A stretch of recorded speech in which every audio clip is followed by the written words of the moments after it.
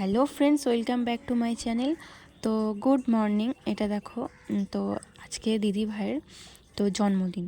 তো আমার তরফ থেকে একটা ছোট্ট গিফট, সেটা হচ্ছে হাতের বালা। তো আমি দিদিকে দিচ্ছি আর উইশ করেছি এবং বলছি দেখো তোমার পছন্দ হয় কি না। তো দিদি বলছে খুবই পছন্দ। তো আমরা আসলে এরকমই, আমাদের ছোটোখাটো জিনিসই পছন্দ হয়ে যায়। তো আমার কাছে মনে হয় কত দামি জিনিস সেটা সব থেকে ম্যাটার করে না। তো আমার মনে হয় কেউ যদি ভালোবেসে কোনো ছোট কিছু দেয়, তো সেটাই আমাদের কাছে অনেক। তো সেটা দিদিরও পছন্দ হয়েছে। তো তারপরে দেখো, আজকে রান্নাবান্না বলতে আজকে বৃহস্পতিবার, তো তার জন্য আজকে নিরামিষ। আজকে হবে মটর পনির মশালা। তার জন্য পনির ভেজে নিয়েছি।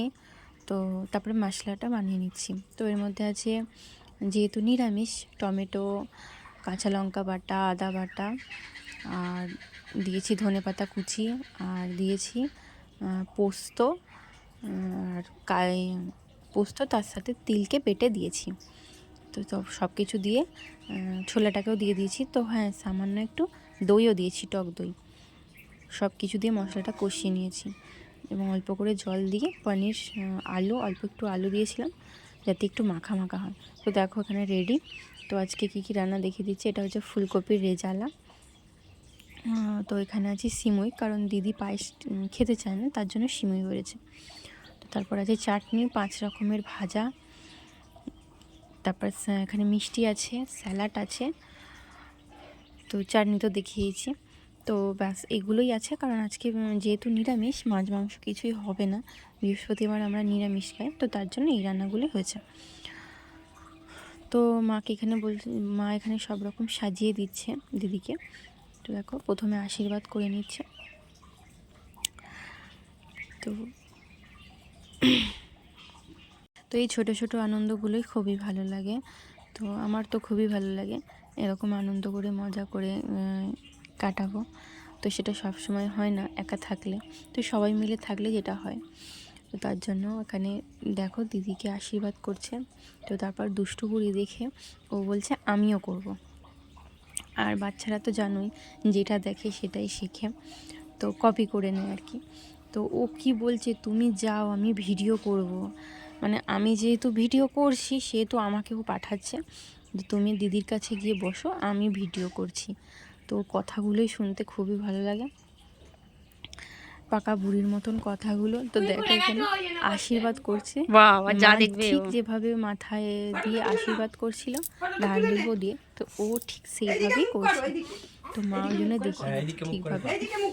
আমার দিকে দেখো, সত্যি আবার বাচ্চাদের নেবে একটু এই দৃশ্যগুলো ছোট চেয়ারে থাকলেই বসে ভালো ছেড়ে লাগে। দাও। তো চেয়ারে বসে হাত কথাগুলো পাবি নাকি তুই? মনে ও হয় তো মাকে তাড়াতাড়ি বড় দেখেছে হয়ে চেয়ারে গেলে বসে, ও সব এই কপি স্মৃতিগুলোই রয়ে যাবে।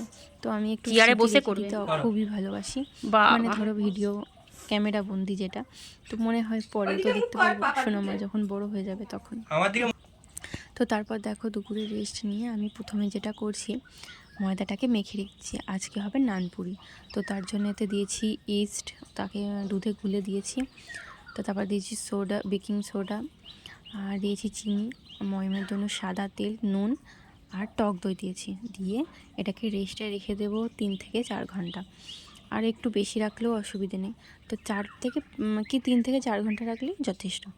তো তারপরে দেখো এখানে আমি বেলে দিচ্ছি। তো মা ওখানে পুরিগুলোকে ভাজছে।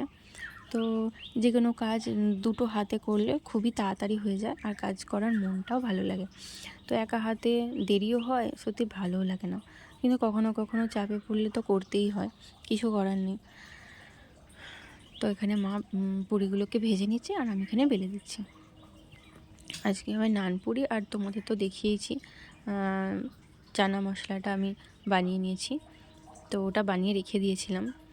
তো এখানে পুরিগুলো দেখো খুব সুন্দর ফুলছে, একটা একটা ফুলছে, সব যে ফুল, তো কিছু কিছুটা ফুলছে, সবগুলোই যে ফুলছে তা না, এটা খুব সুন্দর ফুলেছে দেখো, ফুলকো ফুলকো নান, নরম, খুবই সুন্দর খেতে হয়। তো তোমরা বাড়িতে অবশ্যই ট্রাই করতে পারো। তো দেখো টক দই দিয়ে অবশ্যই নরম হয়, কিন্তু নানের যে স্পেশাল সেটা হচ্ছে ইস্ট। ইস্ট ছাড়া অসম্ভব। গিয়ে বস ইস্ট না। ছাড়া যে স্পেশাল মানে নান অরিজিনাল, সেটা হবে না। তো যাই হোক দেখো এখানে যা না, যা। রেডি করে নিয়েছে এবং একটা কেক আনা হয়েছে, দিদি কাটবে সেটা। হাততালি দে ওই বাবু, হাততালি দে।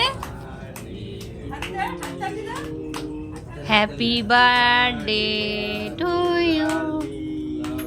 हैप्पी बर्थडे मामा लाली के खाइए दे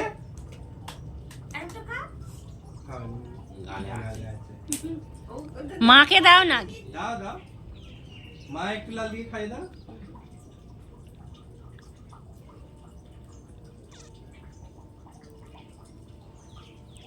তুমি একটু লালিকে খাইয়ে দাও।